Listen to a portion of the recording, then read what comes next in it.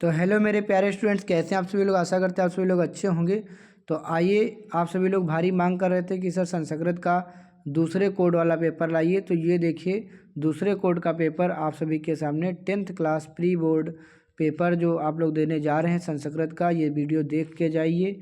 आप लोगों की भारी मांग पर ये वीडियो हम लेकर आए हैं। तो यहाँ पर देखिए जो है क्रम संख्या 1 और 2 गद्यांश पर आधारित प्रश्न है। पहला गद्यांश दिया है मेघदूत से। मेघदूत ये छिड़ब्यो वियोग में, ये आप पढ़ लीजिए। ये जो है किस पे आधारित है, ये आपके गद्यांश पर आधारित प्रश्न है। अभी मैं आपको दिखाऊंगा यहाँ पर प्रश्न। कुछ देर आप लोग वेट करिएगा, फटाफट से मैं आपको आंसर के साथ दिखाने वाला हूँ।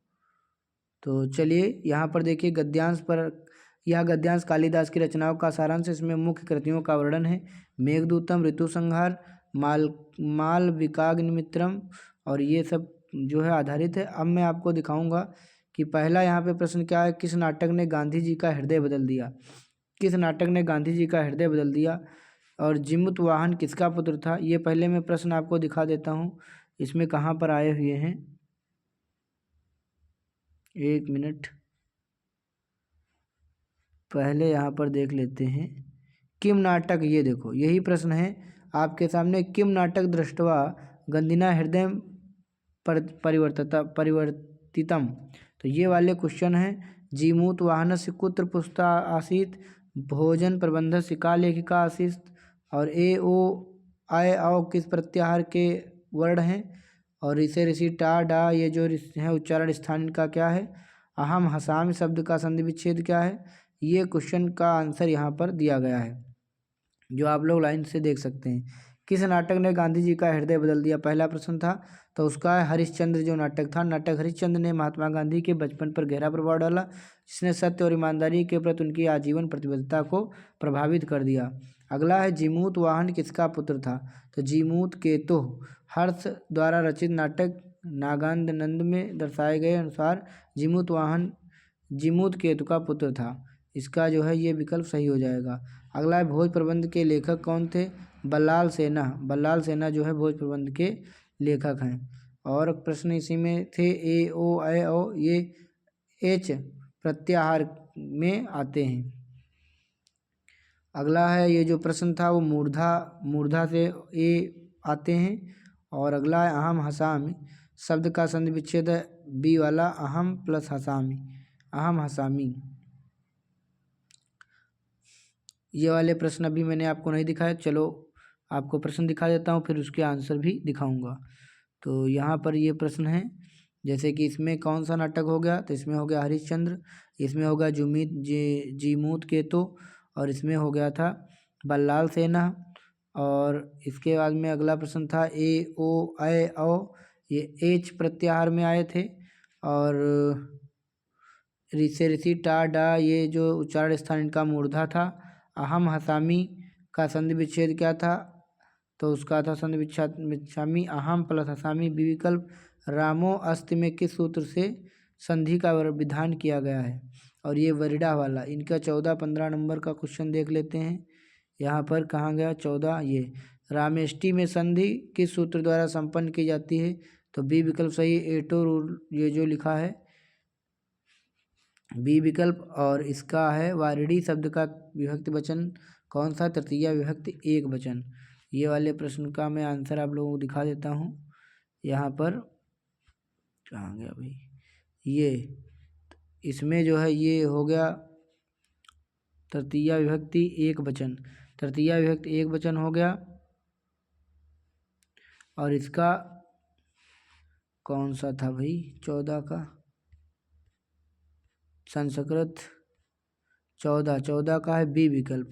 14 का बी विकल्प सही है। तो यहाँ पर देख लेंगे 14 का बी विकल्प, भैया देख लीजिए ये है 14, और इसका बी विकल्प यहाँ पे सही है। कौन, अतो रोर प्लु वाद प्लुते। ठीक, तो ये हो गया। अभी मैं लाइन से सारा पेपर कराने वाला हूँ।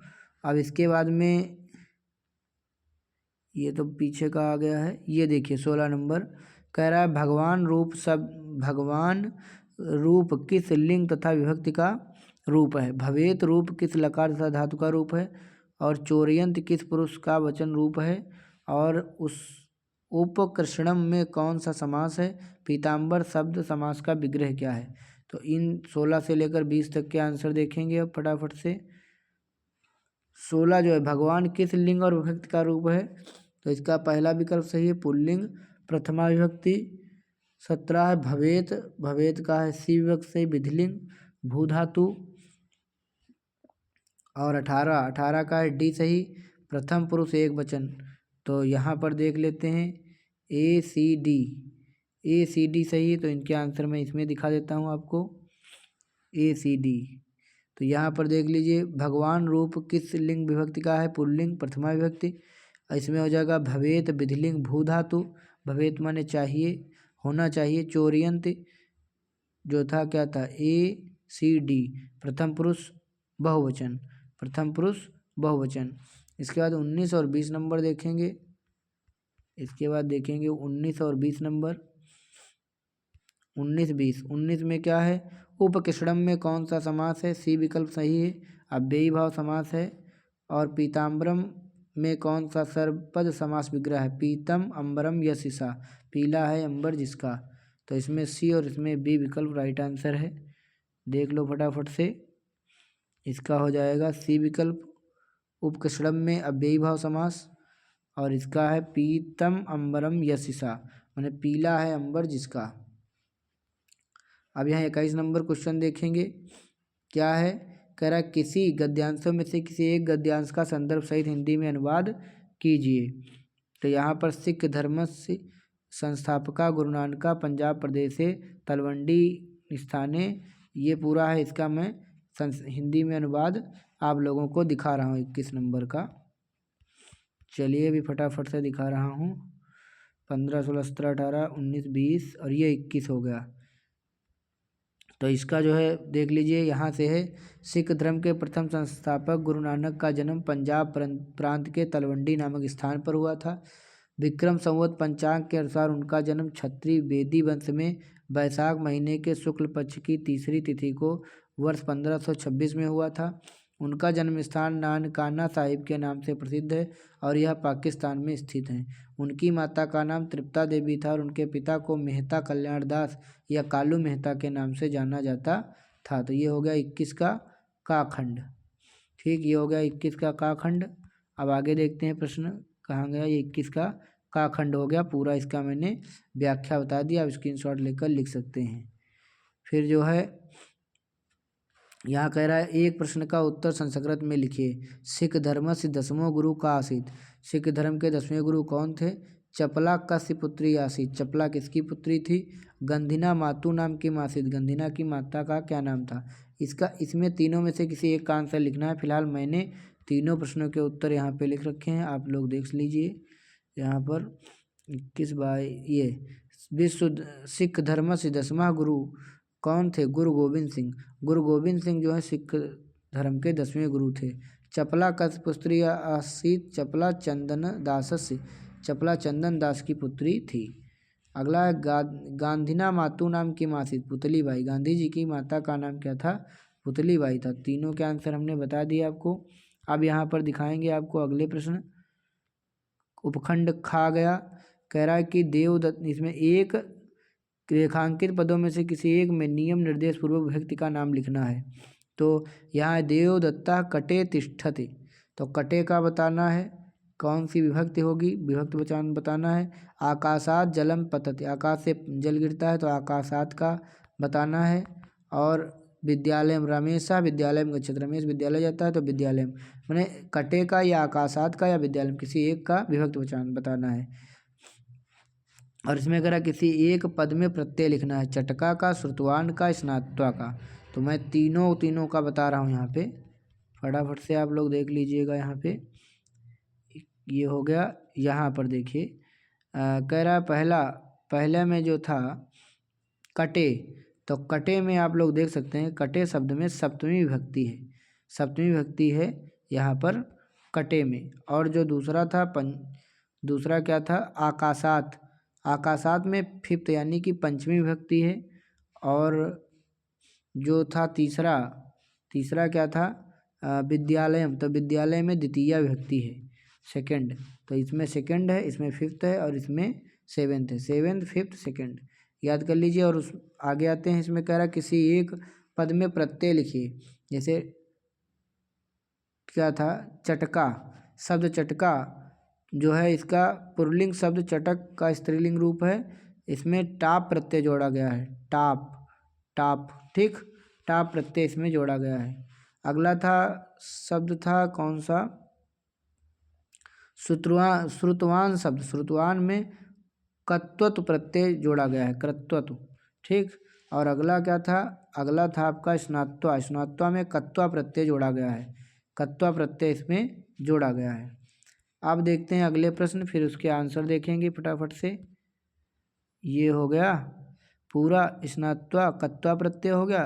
अब कह रहा किसी दो का वाच्य परिवर्तन कीजिए, मतलब सा माम पाठयत, वयम दुग्धम पिबामः, हम सब दूध पियेंगे, बालका चंद्रम पश्यत, बालक चंद्रमा देखता है। ये तीनों हैं, तीनों में से किसी दो का वाच्य में परिवर्तन करना है। और फिर इन तीन का मतलब यहाँ पे 5 दिए हैं और पांचों में से किसी तीन का संस्कृत में अनुवाद करना। राम विद्यालय जाता है, पेड़ से पत्ता गिरता, हम सब पढ़ते हैं, सीता खाना पकाती, मोहन घर से विद्यालय जाता है। तो चलिए इनका देख लेते हैं फटाफट से। ये हो गया, ये भी हो गया, ये भी हो गया। अब यहाँ आ गए वाच्य तया अहमे पाठ्य, पहले का जो है उसका आंसर ये है तया हमें अहम पाठ्य। दिया गया वाक्य सा माम क्या था, सा माम पाठयति, ठीक। और इसको कर्मवाच्य में बदल दिया मैंने, कर्तवाच्य था, जैसे एक्टिव होता है, एक्टिव का पैसिव बनाते हैं, पैसिव वाइस में बदलने के लिए कर्ता सा वाह को मतलब इसको मैंने डायरेक्ट ही बता दिया है, यहाँ पे आप लोग समझ सकते हैं, तया अहम पाठे, ठीक, ये इसका आंसर होगा। दूसरा क्या था, अस्माभि दुग्धम पीते, दूसरे का उत्तर है क्या था, वयम दुग्धम पीवामा, हम सब दूध पीते हैं, एक्टिव वाइस है, इसको पैसिव वाइस में उन्हें कर्मवाच्य में बदलेंगे तो हो जाएगा अस्माभि दुग्धम पीयते, मतलब हम सबके द्वारा दूध पिया गया। अगला था, अगले में वाच्य परिवर्तन होगा बालकेन चंद्रा पश्यते, माने बालकों के द्वारा चंद्रमा देखा गया, पैसिव वॉइस में इसको बदल दिया गया। अगला था कि ट्रांसलेट करना था, जैसे राम विद्यालय जाता है तो रामा विद्यालयम गच्छति, पेड़ से पत्ता गिरता है, वृक्षात पत्रम, पत्नी नहीं पतति, ठीक, पतति होगा यहाँ पर। अगला हम सब बोलते हैं वयम, बोलना की क्या होती, प्रथमा, देख लेना भैया। सीता खाना पकाती, सीता भोजनम पचती। मोहन घर से स्कूल जाता है, मोहना गृहात् विद्यालयम गच्छति। अगला देखते हैं क्या है प्रश्न, फिर उसके क्या है आंसर फटाफट से देखेंगे। ये तो हो गए पूरे, छठा पेज, ये है पांचवा पेज। पांचवा पेज का मतलब देखो भैया, ये था चौथा पेज, चौथा पेज यहाँ था 21 नंबर क्वेश्चन, जिसका का विकल्प इसकी हमने व्याख्या बता दिया था। और अब आ गया पांचवा पेज, छठा पेज मैंने पहले बता दिया, अब इसका पांचवा पेज यहाँ पर बताएंगे, मतलब इसकी व्याख्या करनी, मतलब या तो उसकी या तो फिर इसकी व्याख्या करनी है, ठीक। फिर एक पाठ का सारांश हिंदी में लिखना है, नैतिक मूल्यांकन संस्कृत भाषायाम गौरवम कविकुल गुरा कालिदासा। तो चलिए वो पहले इसका करते हैं, फिर आगे करेंगे।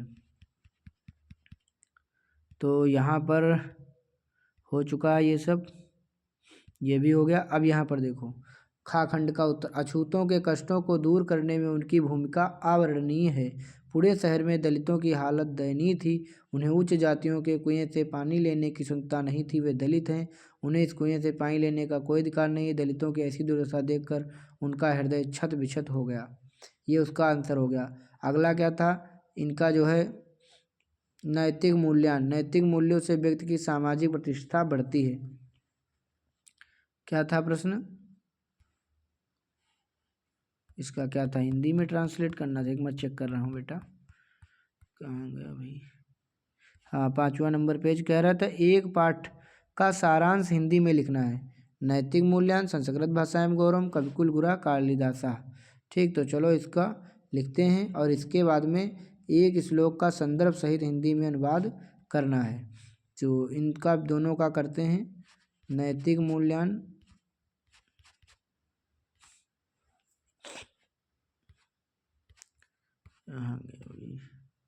यह आ गया नैतिक मूल्यांकन, ठीक।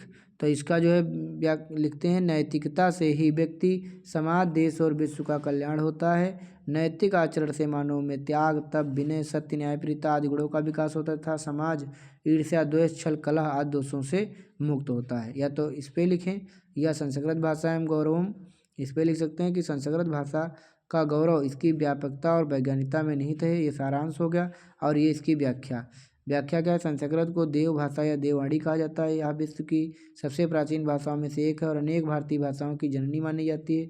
इसका साहित्य अत्यंत विशाल, समृद्ध और वैज्ञानिक है। इसमें वेद, उपनिषद, पुराण, महाकाव्य और विभिन्न दर्शन शास्त्र शामिल हैं। इसकी व्याकरण अत्यंत व्यवस्थित और तर्क संगत है।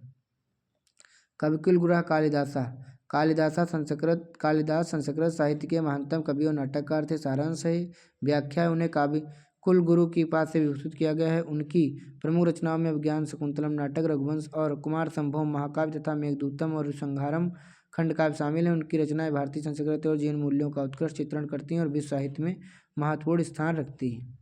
अब था इनकी व्याख्या करनी थी। पृथिव्याम तीर्ण रत्नानि जलमग्नम सुभाषितम मूर्खे पाषाण खंडेषु रत्न संज्ञा विधीयते। यानी पृथ्वी पर 3 रत्न है, जल, अन्न और सुभाषित सुंदर वचन। मूर्ख लोग पत्थर के टुकड़ों को रत्न कहते हैं। यह श्लोक संस्कृत साहित्य के प्रसिद्ध नीति ग्रंथ सुभाषित रत्नांग से लिया गया। इस श्लोक का संदर्भ जीवन के वास्तविक मूल्यों को समझना है। इसमें बताया गया संसार में पानी, भोजन और अच्छे विचार ही असली धन है, लेकिन अज्ञानी लोग हीरे मोती जैसे पत्थरों को महत्व देते हैं।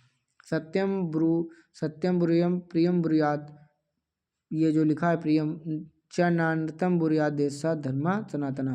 अब सत्य बोलो, प्रिय बोलो, अप्रिय सत्य मत बोलो और प्रिय लगने वाला सत्य भी मत बोलो, यही सनातन धर्म है। यह श्लोक भी सुभाषित से उद्घृत है। इसमें भी यही बताया गया है कि इसका संदर्भ सदाचार और धर्म के मार्ग पर चलना। यह हमें सिखाता है कि वाणी का प्रयोग सोच समझ कर करना चाहिए, सत्य बोलना चाहिए, लेकिन ऐसा सत्य जो किसी को दुख पहुंचाए उसे नहीं बोलना चाहिए। इसी तरह केवल प्रिय लगने के लिए झूठ नहीं बोलना चाहिए। धर्म का यह शाश्वत नियम है, सत्य और प्रिय के बीच संतुलन बनाए रखा जाए। और नेक्स्ट क्वेश्चन फिर दिखा देते हैं, तब उसका आंसर दिखाएंगे। नेक्स्ट प्रश्न जो है 5वें पेज का, यहाँ पर देखिए ऊपर का मैंने बता दिया। अब 24 नंबर प्रश्न 25 एक साथ दिखा देते हैं, फिर इसका आंसर भी एक साथ दिखाएंगे। कह रहा है एक सूक्त का हिंदी में व्याख्या कीजिए। कर्म अधिकार रस्ते माफले सुखदाचन, मैंने कर्म करो फल की चिंता नहीं करो। भाषा से मुखरा मधुरा दिव्या गिर भारती, भाषाओं में मुख्य और मधुर जो है भाषा संस्कृत है। मरणांतम ही जीवितम, और एक श्लोक का संदर्भ सहित संस्कृत में व्याख्या करनी। काव्यशास्त्र विनोदेन कालो गच्छति धीमता विस्मयन्तु मूर्खानां निद्रा कलेनवा, और श्रद्धा मानम लभते ज्ञानम तत्परा संयतेत्री ज्ञानम लब्धा परम शांति। ये जो है पूरा श्लोक, इसका इन दोनों का मैं अब यहाँ पे अर्थ बताने वाला हूँ। और इसमें कह रहा है किसी एक पात्र का चरित्र चित्रण हिंदी में लिखना। भोजस सल चिकित्सा पाठ के आधार पर भोज का, या वयम भारतीय हम सब भारतीय हैं दीपक का, करुड़िको जीमूत वाहना के आधार पर जीमूत केतु का। इन सबके आंसर अब एक साथ देख लेंगे। यहाँ पर देखते हैं, पहला था कर्मण्येव अधिकारस्ते मा फले सुखदाचन, यानी कर्म करने में तुम्हारा अधिकार है, उसके फलों में कभी नहीं। यहाँ पे इसका स्क्रीनशॉट आप ले लीजिए। अगला है भाषा मुखरा मधुरा दिव्या ज्ञान भारती, भाषाओं में मुख्य मधुर और देव भाषा संस्कृत है। इसका ये आप स्क्रीनशॉट ले लीजिए, लिख लेना। मरणांतम ही जीवितम, जीवन वास्तव में मृत्यु तक ही है बस। और ये पूरा इसका स्क्रीनशॉट आप लोग ले सकते हैं। श्लोकों की व्याख्या करनी है। पहला श्लोक है बुद्धिमान और मूर्ख, मैंने बुद्धिजीवियों का समय मतलब काव्य शास्त्र विनोदेन कालो गच्छति धीमतां विस्मयन्तु मूर्खानां निद्रा कलेहन्वा। उसका है कि बुद्धिजीवियों का समय काव्य शास्त्रों के अध्ययन मनोरंजन में शामिल होता है, जबकि मूर्खों का समय बुरा अर्थ मतलब नींद या अभ्यास में शामिल होता है। दूसरा था ज्ञान और आस्था, जो ज्ञान प्राप्त होता है मतलब श्रद्धावानम लभते ज्ञानम, वो वाला है जो ज्ञान प्राप्त होता है उसमें श्रद्धा हो तो तत्पर हो और उसे अपनी ज्ञानेंद्रियों को बस में कर लिया और ज्ञान प्राप्त करके उसे शीघ्र ही परम शांति प्राप्त होती है। यहाँ पर चरित्र करना है मतलब एक चरित्र चित्रण करना है। भोजस चल चिकित्सा पाठ के आधार पर भोज का चरित्र चित्रण। राजा भोज एक महान प्रतापी और विद्वान शासक थे। वे अपने पेज के हितैषी थे, उनकी भलाई के लिए हमेशा तत्पर बने रहते थे। वे कला और ज्ञान में संरक्षक थे। उनके दरबार में अनेक विद्वान और कलाकार थे। वे एक न्यायप्रिय राजा थे, सभी के साथ एक जैसा व्यवहार करते थे, कुशल योद्धा भी थे। उन्होंने कई युद्धों में विजय प्राप्त की थी। आदर्श राजा तो थे ही, जीवन की प्रेरणा देते। दूसरा, वयम भारतीय के आधार पर दीपक का करना। दीपक एक देशभक्त, उत्साही और कर्तव्यनिष्ठ युवा थे। वह अपने देश की सेवा के लिए सदैव तत्पर रहते थे। वह एक वीर सैनिक था। उसने युद्ध में आदम साहस का परिचय दिया था। अपने साथियों के साथ मिलजुल कर काम करता था, सभी का प्रिय था, सच्चा भारतीय था। उसने देश पर गौरव था।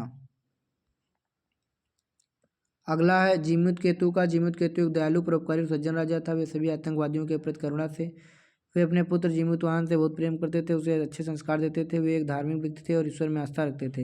वे एक शांतप्रिय राजा थे और युद्ध में घृणा करते थे। वे एक महान आत्मा थे, जैसे जीवन हमें दया, करुणा और का पाठ देता है। अगला देखते हैं,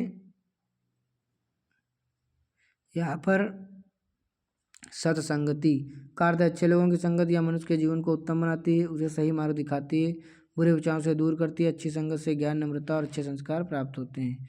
अहिंसा परमो धर्म, यानी अहिंसा ही परम धर्म है। इसका आप लोग स्क्रीनशॉट ले लीजिए। उन्हें अहिंसा नहीं करना चाहिए। और यहाँ पर क्या करना है, संस्कृत भाषा का महत्व। संस्कृत भाषा में महत्व है कि भारत की प्राचीन वैज्ञानिक भाषा है, देवभाषा कहा जाता है। और इसका आप लोग स्क्रीनशॉट ले लीजिए। अगला क्या है, वसुधैव कुटुंबकम, माने पूरी पृथ्वी एक परिवार है। वसुधैव कुटुंबकम का अर्थ है पूरी पृथ्वी एक परिवार है। भारतीय संस्कृत का मूल मंत्र है, जो इसको आप लोग स्क्रीनशॉट ले लीजिए। सदाचार, सदाचार का अर्थ है अच्छा आचरण करना, सदा सत्य बोलना।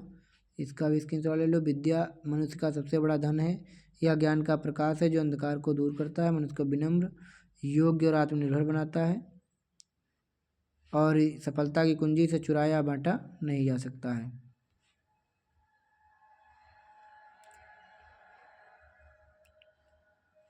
चलो फिर क्वेश्चन देखते हैं। अब यहाँ बच्चे वाले प्रश्न देख लीजिए। इसमें कह रहा था किसी एक विषय पर संस्कृत में 8 वाक्यों में निबंध लिखिए। सत्संगति, अहिंसा परमोधरा, संस्कृत भाषा में महत्ता, वसुधैव कुटुंबकम, सदाचारा और विद्या पर। वही उसके मैं आंसर पहले ही बताने लगा था आपको। यहाँ करा किन्हीं 2 पदों का संस्कृत वाक्यों प्रयोग करिए। आवाम, पुस्तकम, विद्यालय और गच्छामि और पठावा। तो इन्हीं के आंसर मैं आपको दिखा रहा हूँ। ये 6 क्वेश्चन के आंसर। मैंने सत्संगति पर आपको लिखना है 8 वाक्य, इसका स्क्रीनशॉट ले लीजिए। अहिंसा परमो धर्मा पर लिखना है, इसका ले लीजिए। और इसके बाद संस्कृत भाषा में महत्वम पर, तो इसका ले लीजिए। इसके बाद वसुधैव कुटुंबकम पर, तो ये ले लीजिए। सदाचार पर इसका ले लीजिए स्क्रीनशॉट। विद्या और ज्ञान के लिए इसका ले लीजिए। फिर इनका जो था वाक्य प्रयोग करना था, मतलब आवाम, वयम विद्यालयम गच्छामः, वयम लिखा यहाँ पर, वयम विद्यालयम गच्छामः, हमने हम, अवम, आवाम, अच्छा लिखा, आवाम विद्यालयम, आवाम का यहाँ पे आवाम होगा, आवाम विद्यालयम गच्छामः। आवाम माने हम दोनों विद्यालय को जाते हैं। ठीक, इसके बाद में पुस्तकम, तत्पुस्तकम अस्ति, तत्पुस्तकम अस्ति, वह पुस्तक है। विद्यालय का वाक्य प्रयोग, विद्यालय, बालका विद्यालयम गच्छति, बालक विद्यालय जाते हैं। गच्छामि के लिए अहम विद्यालयम गच्छामि, मैं विद्यालय जाऊंगा। पठावा के लिए वयम पठावा, पठावा यहाँ लिखा, वयम पठावा, हम सब, मतलब हम दोनों। आवाम माने हम दोनों और वयम माने हम सब। अच्छा, आवाम होगा, आवाम पठावा, आवाम पठावा यहाँ पे होगा। ठीक, हम दोनों पुस्तक पढ़ते हैं। तो साथियों, आपकी बेहद मांग पर मैंने संस्कृत का पेपर कंप्लीट किया। आप सभी लोग इसको देख के आप लोग ज़रूर जाइए। धन्यवाद।